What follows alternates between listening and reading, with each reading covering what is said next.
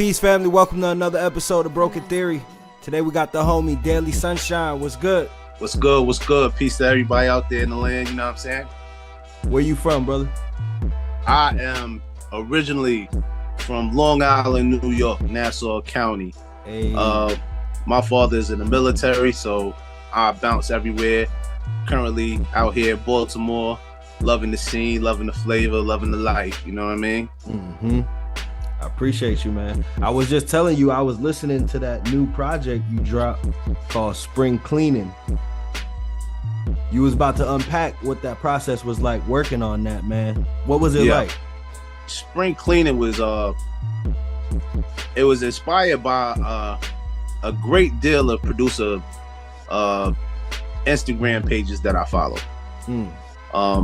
It seems like every other day, every other week, you see a post that says, you know, those beats ain't gonna do nothing sitting on your hard drive. The beats ain't gonna do nothing sitting on your hard drive. So I really just got it in me one day, and I just was like, you know what, they're absolutely right.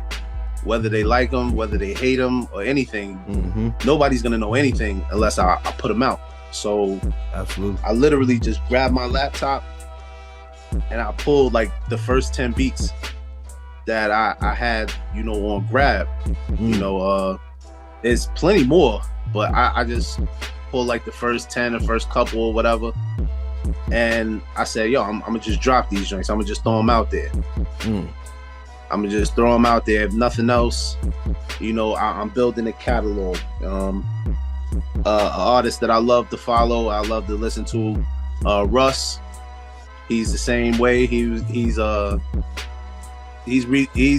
often dropped the gem about, you know, putting out a song a week. And I just got it in me like, just put these joints out, you know. I mean, how did you get started with music, like making music in general? Like, where did it all start? So as I stated before, I'm from Long Island, New York, home to many great MCs and producers. Breauxkin, Public Enemy, De La Soul, of course the Bomb Squad, produced for Public Enemy, and it's just always kind of been like, I hate to say it because it sounds cliche now, but it's culture, it's way of life, it's just how you come up. Plenty times I've been, you know, around the way, and you know, somebody will pop up. Busta Rhymes was often at my grandmother's house. He used to hang out and kick it and do stuff with my older cousin. So my parents are, you know, childhood friends with Flavor Flav. So these people are just always around. This life is always around. Of course, I depending on what era you from. I'm an 80s baby, so my parents always have vinyl around. I've always loved records, so much so that they got me a Sesame Street record when I was a young toddler, and that was when I got my first experience with scratching. But it's just always been there, you know. Yeah. I can't. A lot of people ask me that, but like, being from New York, it's just always been there. You don't really know exactly when it starts. It's just always there. When did you start taking it serious? Let's say that, as far as like, yo, this is what I'm gonna do.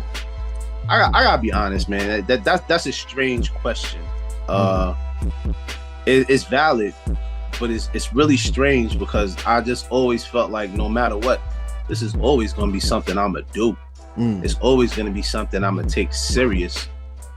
But I say when it really started to like manifest itself, probably it started in the 5th grade where I actually formed my first rap group.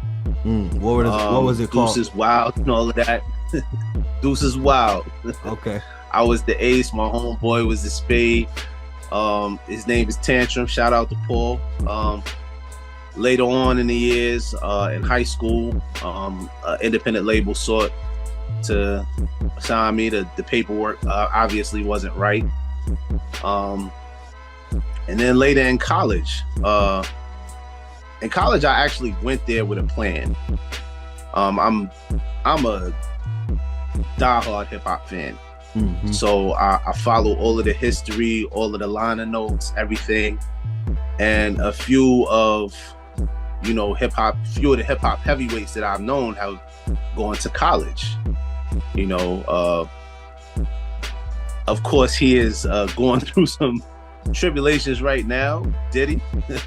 But of course, we know he went to Howard. Suge, who's going through some tribulations, even more so. He went to college, Source Money, and Russell Simmons went to City College. Everybody's going through drama right now. That's crazy. Mm-hmm. I don't know how to feel about that, but of course that, yeah, it's get wild. That away from me. But, yeah, it's super wild, but I gotta be honest about it. Mm-hmm. Those are guys who inspired me to seek higher learning. I gotta be honest with you. Like, I saw some guys who were getting it and who were doing exceptionally well in the field that I wanted to be in, and I saw that they went to college.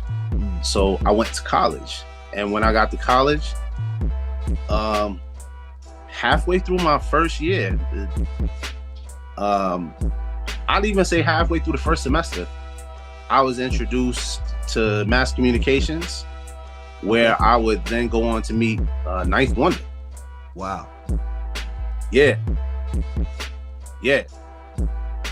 Needless to say, that was one of the craziest experiences ever. He showed me a lot. Not so much as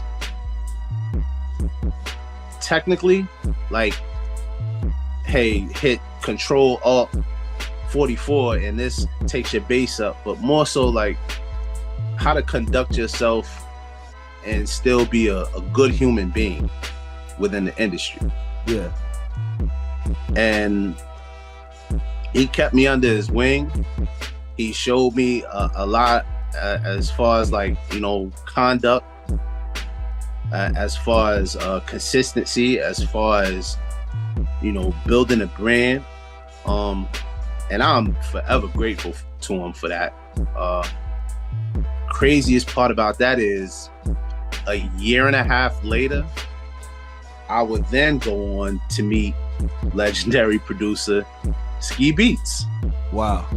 Was famed for his production on Jay-Z's Reasonable Doubt. Also Camp Low, Uptown Saturday Night. I'm having him on the podcast too, man. So shout out to Ski Beats. I was also a member of the Dojo class in 2017. Yeah, man. So shout out to Ski, shout out to the Dojo, shout out to everything he's doing, man.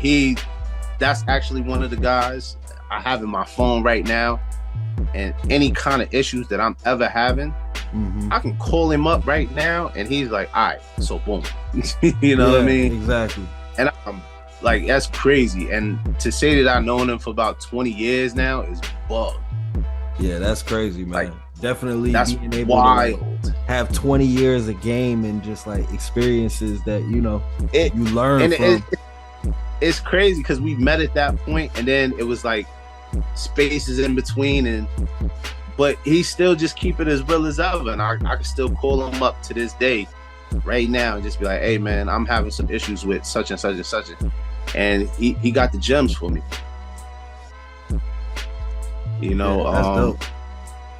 But all of that stuff started to form around that period of college, and I started to formulate my whole team, my whole process, and I just took it from there. Yeah, so as far as like recording, like getting your own equipment and things like that, when did that start happening?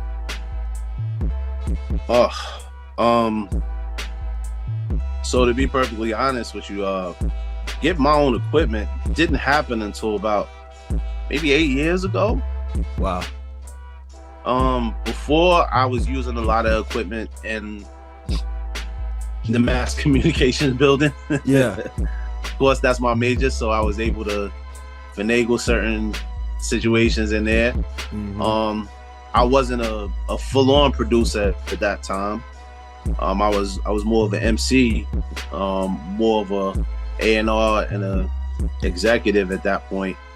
Just and I ain't even gonna say executive like that. Me and my team had a dream, and I ran point on a lot of business situations. So that's just how that's how the chips fell. Yeah. But even more recently, so I as far as getting my equipment, it started when I was in prison. Mm-hmm. I had to go away for some time for a few dealings in the street, and while I was in, I would get the Sweetwater magazines, and I would just see all of the new equipment that was coming out, and I was able to kind of make my decision there for what I wanted. I got into Native Instrument stuff there. When I got out, I got to moving, and my now wife bought me my first machine. Wow. She That's bought me a amazing, Machine man. Micro. Yeah, I started making beats on her computer on a GarageBand, and she was like, "Hey, man, that's actually really good." Yeah. I said, "Yeah, I'm just see what I could do," and from then there, I started making beats, and she saw I had something, and she bought me a Machine Micro. Were you making beats from scratch, or were you like starting off sampling? How did that process go for you? At first, just scratch. Like whatever they had in that program, like whatever stock sounds was there, that's what I was making it with. Yeah. I didn't really start getting into sampling, like as far as like myself, until I got my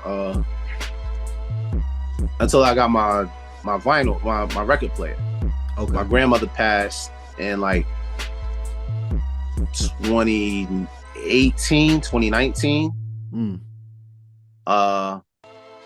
And I was able to. She left me all her vinyl. That's crazy. So I went to the funeral. I went down to Tennessee to the funeral, and we were clearing out the house, and I just ended up coming back on a plane with like a big Rubbermaid tub full of records. And I was on the phone with my wife a couple days before I came back, and I said, "Yo, I got a tub full of records, and I don't know what I'm gonna do with all of these, but I'm gonna make something happen. I'm gonna make something happen with these records." And when I got home, off the plane, she came and got me. Yeah, I had all of these vinyl records, and we came to the house, and I dropped them at the floor at the front door, and she said, "All right, put on this bandana." And I said, "What?" She said, she's like, "No, just do it. Just play along. Just put on the bandana." Put on the bandana, and she walked me to the back room in our condo. And when she took the bandana off, she had a whole setup. She had bought me a new keyboard. She bought me a new laptop. She bought me a record player. That's crazy. And she had a desk all set up for me to get right. That's fire. And bro.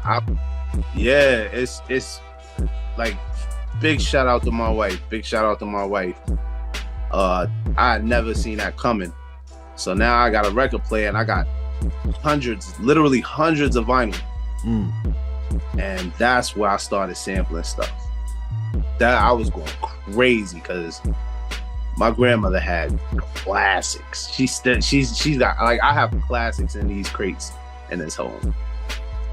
What like was the first original record presses? that you did? Do you remember? The first record I did was Isaac Hayes. I forget the actual name of the record, but I mean, that's too many. It was like a trap flip. Yeah.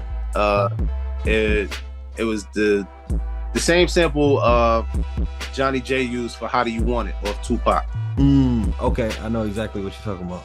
Yeah, I flipped it into a trap flip, I ended up taking that to a beat battle, and shout out to Omen, shout out to Sound Oracle. They gave me some good reviews. My mixing was not as good at that time, but they gave me some good reviews. That's dope.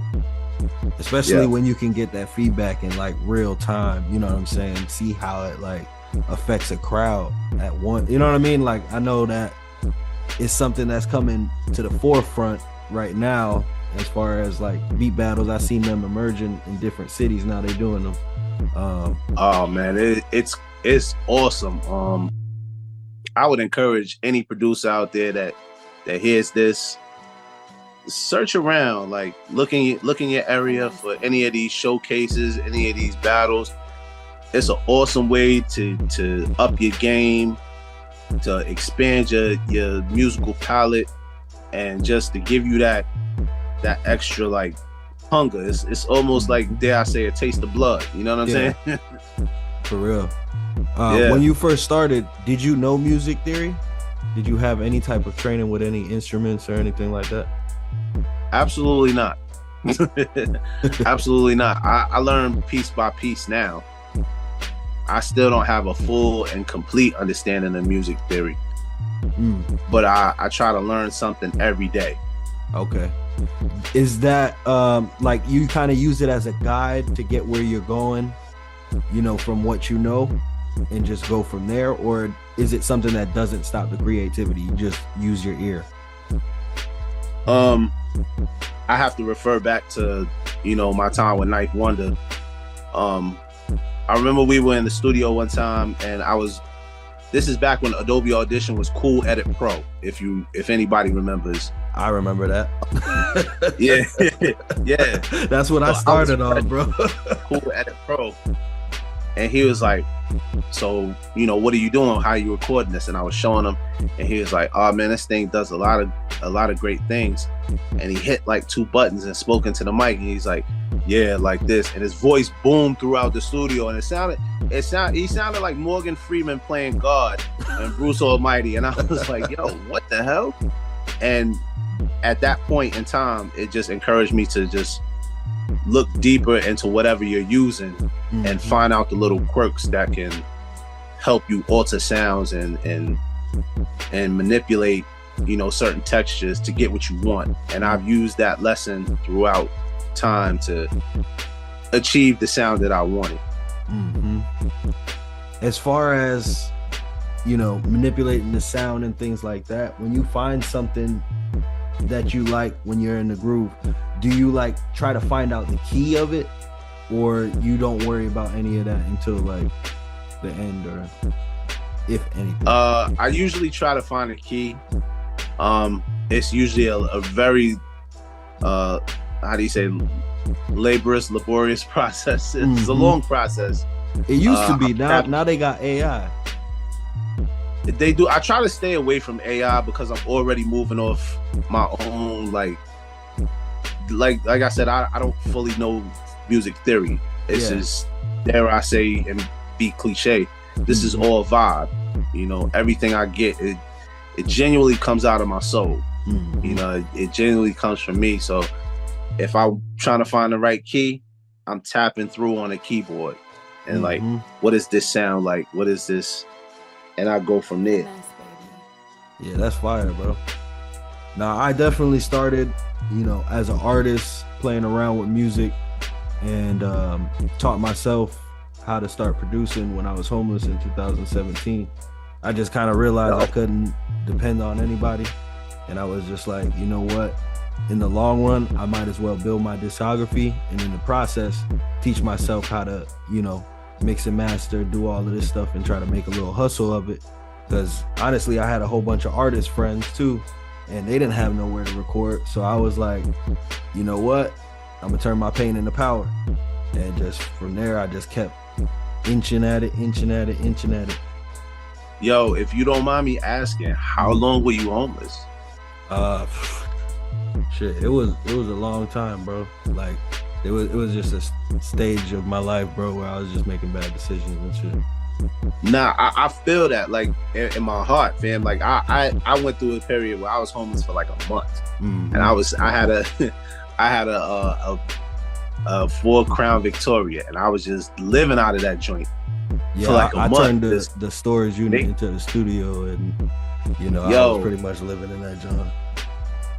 Respect, especially coming to where you at now from that. Like that's a lot, and it takes a lot of fortitude to push through to that and make something of yourself. So, well, you know, when the dark voices was caving in, you know, also the light ones was too, you know, telling me certain things to gravitate towards with my time that, you know, kind of keep my mind busy.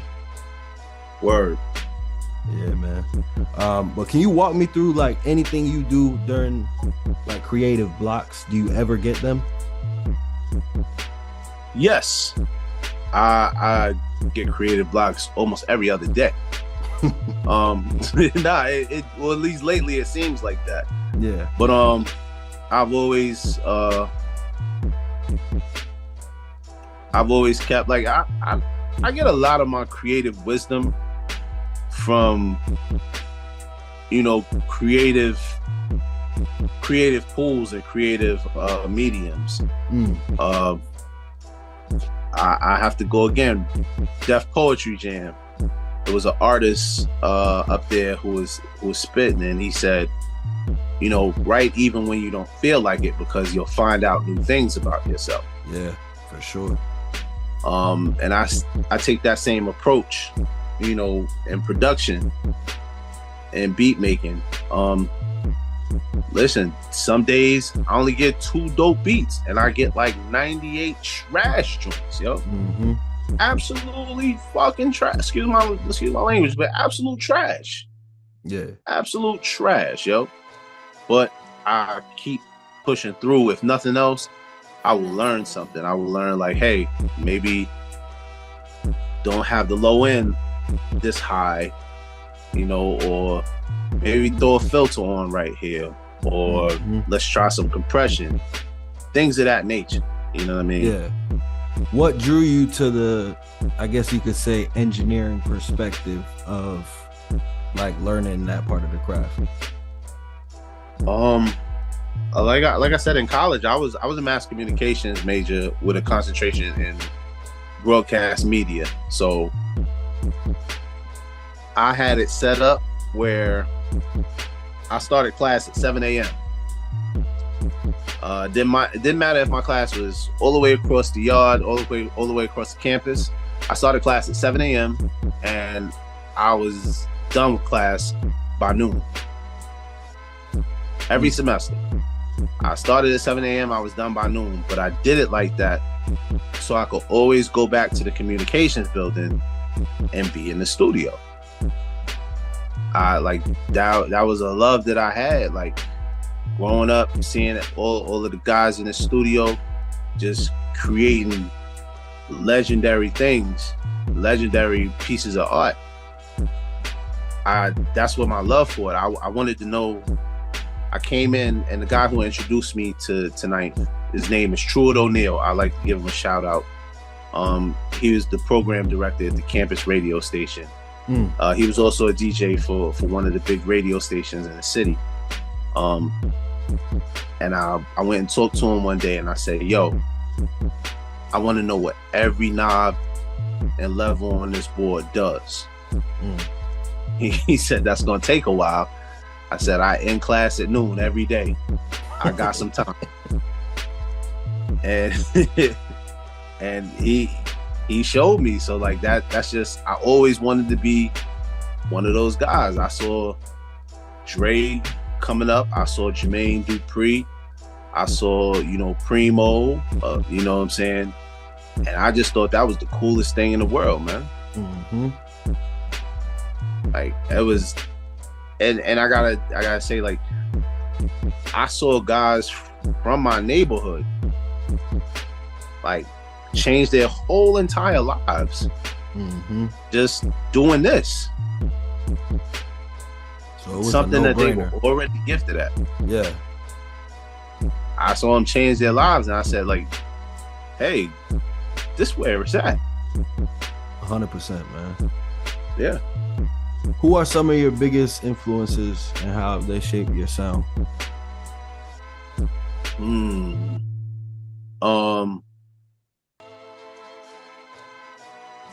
Wow. Oh, that's Finesse, baby. Pete Rock. That's where I get a lot of the jazz sampling from. Bomb Squad. That's where I get a lot of the heavy drums from. Sometimes too heavy. Of course, Ninth Wonder. Of course, Ski Beats. Before I even really understood who he was.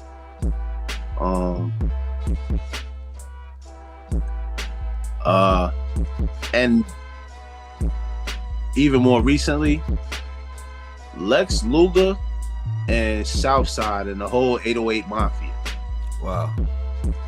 Yeah. They doing their thing, bro. Listen, it's crazy because they have like a whole army, bro. Yo, one of the dudes from the 808 Mafia is from Long Island. You know what I'm saying? Uh-huh. So it's Bug. He actually knows one of my family members. So it's crazy, but their sound, their unity, and just the way all of the drums hit, their impact on the game. A lot of stuff, especially when they were coming into the game, a lot of that I saw while I was behind bars. Yeah. You know what I'm saying? And how did that make you feel, like kind of like on the outside looking in? Yo, that was mad horrible. Like that was sick. So like I literally heard my homeboys on the radio while I was in jail, while I was in prison. I heard my homies on the radio. I seen my homies in the Source magazine. I saw I saw my people like on 106 in Park in the day room, and I'm happy for them. There's absolutely 100% no jealousy involved, no envy involved. I'm happy for them. I'm just like, how did I end up in here? And it only pushed me forward to like keep a straight head, don't make any more of these stupid mistakes. When you get out, hit the ground running. 100%, man. Hey, before we get out of here, brother, is there any piece of advice that you would give to your young self, and why?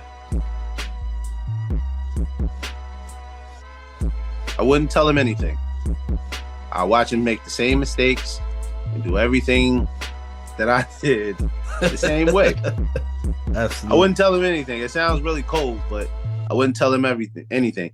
Everything I was made me everything I am, and I'm 1,000% better for it, and it makes me appreciate everything that I have a million times more. He's strong enough to handle it. I wouldn't tell him anything. He'll be fine. Absolutely, 100%. But hey, man, I appreciate you kicking it with us, man. 100%. Is there anything that the fans should be on the lookout for that's coming next that you could speak about? Yeah. We gonna add some bars to this next tape. We still working out, you know, the whole angle. But there's gonna be a full-length project. Before that, there's gonna be the EP Rob the Reseller. For those who don't know, I'm a huge sneakerhead. So everything going on in the sneaker community, I can liken that to everything going on in the world. That's going to be a real interesting piece. Short piece, but very interesting. So first and foremost, it's the Rob the Reseller EP, and then the full-length EP. And these next two projects are all bars and beats. Yeah. I can't wait to hear it, my brother. I appreciate you kicking it with us, man. We're gonna end on this No note, problem. man. Thank you for having me so much. No doubt, man. I definitely appreciate you taking time to speak with us. Can I give one more gem to anybody, any producer, any artist that's listening? Yeah, absolutely. You might find this funny, but to any producer or artist listening, please check your DMs. Always check your DMs. Check that little folder that doesn't really get much action or attention from you, you never know who's in there. Mm-hmm. Absolutely. 100%, my brother. I Word. appreciate you, man. I appreciate you too. One.